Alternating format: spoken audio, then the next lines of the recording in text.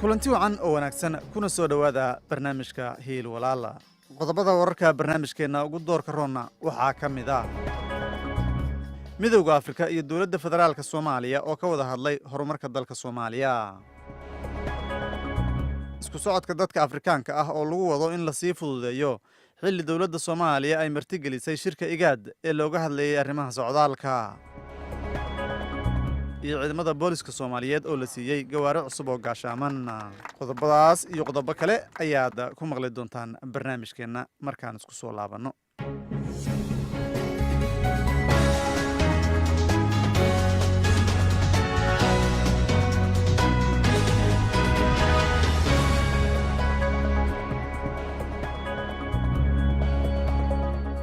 wafdi ka socday qaybta howlaha taageerada nabadda ee midowda Afrika ee fadhigeedu yahay magaalada Addis Ababa ayaa kulamo albaabada u xiran yihiin oo ku aadan nabadda iyo xasiloonida Soomaaliya kula yeeshay wakiilo ka socda dowladda federaalka ah magaalada Muqdisho qaybta howlaha taageerada nabadda ayaa waxay u xil saaran tahay inay qorsheyso bilowdo xoojiso kormeerto ayna dejiso dhammaan howlaha taageerada nabadda kuwaas oo uu ansixiyay midowda Afrika wafdiga oo hogaaminayo madaxa qorshaha iyo howlgallada midowda Afrika sareeye gaasaha Francisco Okello ayaa wada hadal la yeeshay la taliyaha amniga qaranka ee madaxweynaha Soomaaliya Cabdi Saciid Cali shirka ayaa waxa uu ka dhacay aqalka madaxtooyada ee magaalada Muqdisho waxaana looga hadlay arrimo muhiim oo ay ka mid yihiin xil wareejinta la qorsheeyay ee ku saleysan xaaladaha ee AMISOM mas'uuliyadda amniga ugu wareejinayso ciidamada qaranka Soomaaliyeed iyadoo sidoo kalena looga hadlay caqabadaha iyo guulihii uu gaaray howlgalka AMISOM 10 sano ee uu ka howlgalayay dalka Soomaaliya iyo dadaalada joogtada ah ee ku aadan la dagaalanka al-shabaab oo ay ka saareen fariisimo muhiim oo ay ku lahaayeen Soomaaliya iyo sugidda ammaanka wadooyin muhiim ah madaxa howlgalka midowda Afrika Danjire Francisco Madera oo wax yar kadib shirka hadlayay ayaa sharaxaad ka bixiyay sababta wafdigu ay u yimaadeen wadanka Soomaaliya They have very specific objectives to see how we are working, what our challenges are in the mission, what our relations with our hosts and how we plan for the transition. We had the opportunity to speak frankly about challenges we're facing, coordination activities, how to enhance interaction and unity, and particularly the political atmosphere and movement between us. madaxa howlgalka ayaa waxa uu heliyay taliyaha ciidamada AMISOM sareeye guud Jim Awoysegire kusimaha taliyaha booliska CB Christina Lalo iyo madaxa howlgallada gaashaanla sare Paul Muwazi dhinaca kale ku-xigeenka madaxa howlgalka Simon Malongo ayaa shir gudoomiyay kulan ay albaabada u xiran yihiin oo isugu yimaadeen wakiilo ka socday wadamada ciidamada ugu deeqay howlgalka Soomaaliya waxa uu carabka ku adkeeyay sida booqashada wafdigu ay muhiim ugu tahay wadamada ciidamada ku deeqay kuwaasi oo wax badan u huray xasilinta Soomaaliya isagoo sidoo kalena ka hadlay arrimo kale oo kooxdu ay doonayeen inay si wanaagsan u ogaadaan The African Union Commission has delegated this team to come and carry out an on-ground assessment in terms of preparedness, in terms of plans, in terms of activities and so on and so forth, and also to look at our relationships with the key players like the federal government, the federal member states, and also our dear supporting institutions, the UN, especially the UNSOS. haddii aan u sii gudubno qodobada kale ee wararkeena waxaa soconaya dadaalo la doonaya in lagu xoojiyo isdhexgalka isla markaana lagu suuro geliyo isku socodka xorta ah ee dadka ku nool qaaradda Afrika iyadoo daneeyayaashu ay ku howlan yihiin kulamo wada tashi ah kuwaasi oo lagu qabanayo goobo kala duwan si ay ula yimaadaan qawaaniin la ansixiyay oo ku saabsan arrintaasi kulankii ugu dambeeyay ee kulamada wada tashiga ah oo uu soo abaabulay urur goboleedka igaad ayaa toddobaadkii hore lagu qabtay magaalada Muqdisho waxaana fududeeyay midowda Afrika kulankani la mid ah ayaa sidoo kale hore waxay uga soo dhaceen wadamada xubnaha ka ah ururka igaad urur goboleedka igaad ayaa waxa xubno ka ah wadamada Soomaaliya, Uganda, Kenya, Djibouti, Sudan, Koonfurta Sudan, Eritrea iyo Ethiopia isagoo la hadlayay xubnaha kulankaasi ka soo qayb galay Mr Malongo oo ah ku-xigeenka madaxa guddiga Afrika ee Soomaaliya ayaa waxa uu xaqiijiyay sida ay uga go'an tahay midowda Afrika inay sii wadaan taageeridda heshiisyada ku aadan isku socodka xorka ee dadka iyo sida midowda Afrika uu doonayo inuu ajandahaasi u sii horumariyo iyadoo la marayo urur goboleedyada jira. The African Union believes in the freedom of movement of persons across the continent, and is working with and indeed encouraging regional economic communities, the RECs, and regional mechanisms to come up speedily with the arrangements, policies, and mechanisms that will guarantee the free movement of persons across the continent. iyadoo ay jiraan qaxooti fara badan oo Soomaaliyeed oo ku tabaalaysan gudaha Soomaaliya iyo dalka dibadiisa isla markaana Soomaaliya ay saameysay xayiraado kala duwan oo lagu soo rogay oo ay ka mid tahay tii dawladda Mareykanka ayaa tallaabada IGAD ay ku horumarinayso isku socodka xorta ah ee dadka gobolka waxaa loo arkaa inay tahay tallaabo loo qaaday jihada saxan isla markaana lagu maareynayo hawlaha dhanka socdaalka ee qaaradda korna loogu qaadayo ganacsiga iyo isdhexgalka dhanka dhaqaalaha. Free movement in Africa is the key to unlocking our economic potential. It will help us manage better the migration challenges that we have. And until we do this, we will be actually talking nothing about the integration processes on the continent. xogayaha joogtada ah ee wasaaradda arrimaha dibadda Soomaaliya Danjire Cali Maxamed Cali ayaa isna ku raacay mowqifka midowga Afrika ee ku aadan nidaamka cusub ee la soo jeediyay ee dhanka socdaalka. waxaan qabnaa isu socodka hantida iyo dadka inay faa'iido badan u leedahay dalalka oo dhan horumar badan baa ka dhalanaya EU-da waa ognahay waxa lagu maraa ID kaliya anagu wax badan baa wali dhiman laakiin dawladda Soomaaliya way soo dhaweynaysaa arrimaha noocan oo kale iyo horumar kasta oo la sameeyo iyadoo la tixgelinayo shuruucda iyo siyaasadaha dal walba u gaara. Jamaaludiin Mustafa Cumar oo ah gudoomiyaha golaha danjirayaasha IGAD oo goobta ka hadlay ayaa soo hadal qaaday faa'iidooyinka kala duwan ee isku socodka xorta ah oo uu leeyahay dalka Soomaaliya. fursadda ruuxa mar haddii loo ogolaado bilaa visa uu dhex socon karo dalalka IGAD waxay ka dhigan tahay shakhsigaasi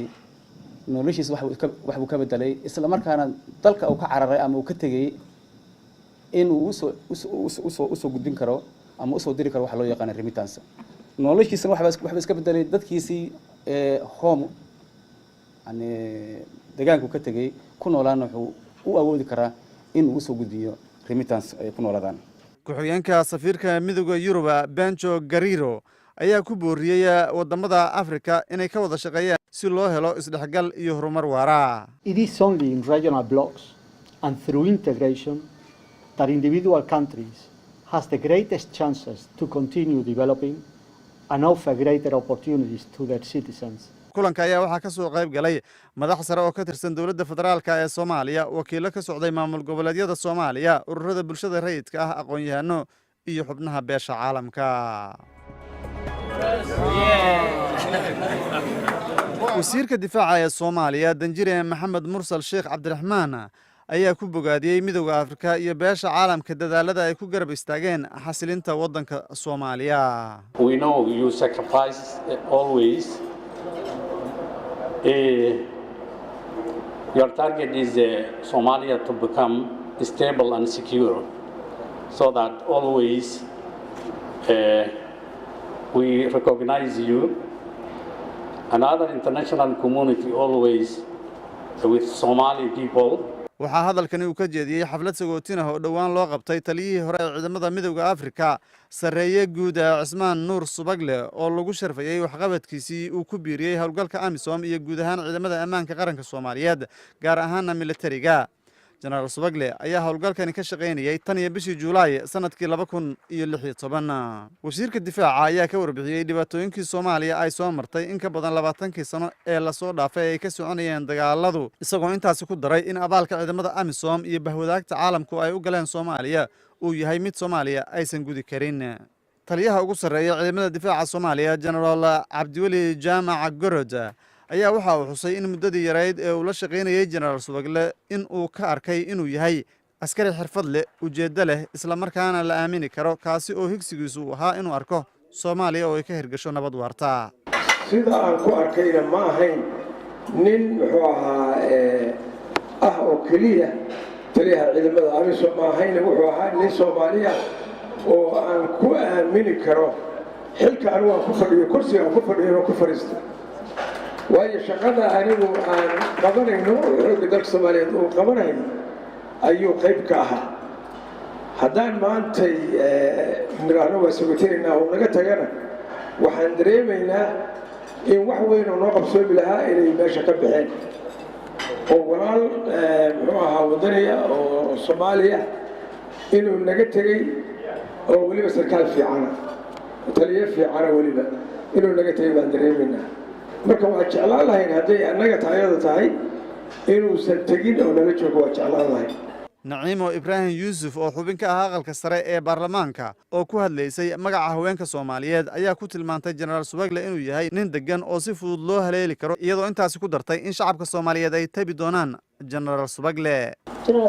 kolley waa General Soomaaliyeed wax badan u qabtay taariikhdana qorayso meel walba ka soo shaqeeyay insha Allah biidnillah waa ognahay waxaan kaloo u mahadcelinayaa wax qabadkiisa faraha badnaa u suubiyay ummadda Soomaaliyeed qaasatan xafiiskiisa sida uga furnaa anoo ku hadlayo ururka haweenka magacooda ama xildhibaan aqalka sare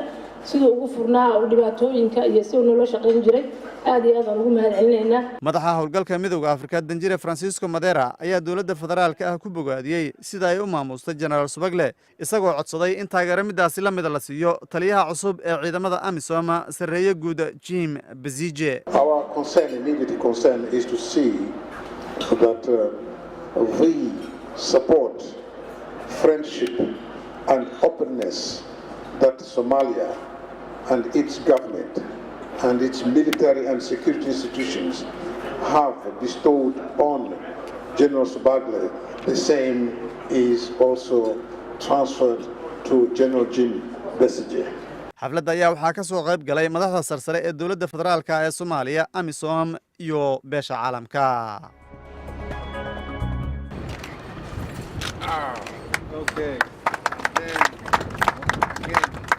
dhanka kale howlgalka midowga Afrika ee Soomaaliya AMISOM iyo dawladda Talyaaniga ayaa laba baabuur oo nooca gaashaaman ah ugu deeqay ciidanka booliska Soomaaliya si ay u horumariyaan dagaalka ay kula jiraan argagixisada ayna sare ugu qaadaan dadaalada lagu adkeynayo ammaanka waddanka Soomaaliya.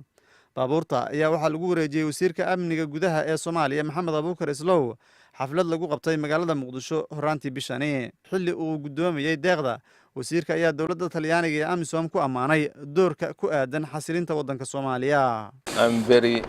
delighted to be here today and I'm very glad to have this two armored vehicle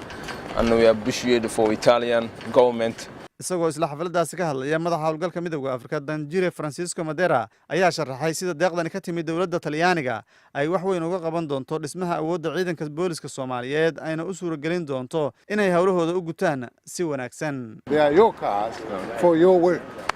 And this is one step forward in the common effort of our realization that without the empowerment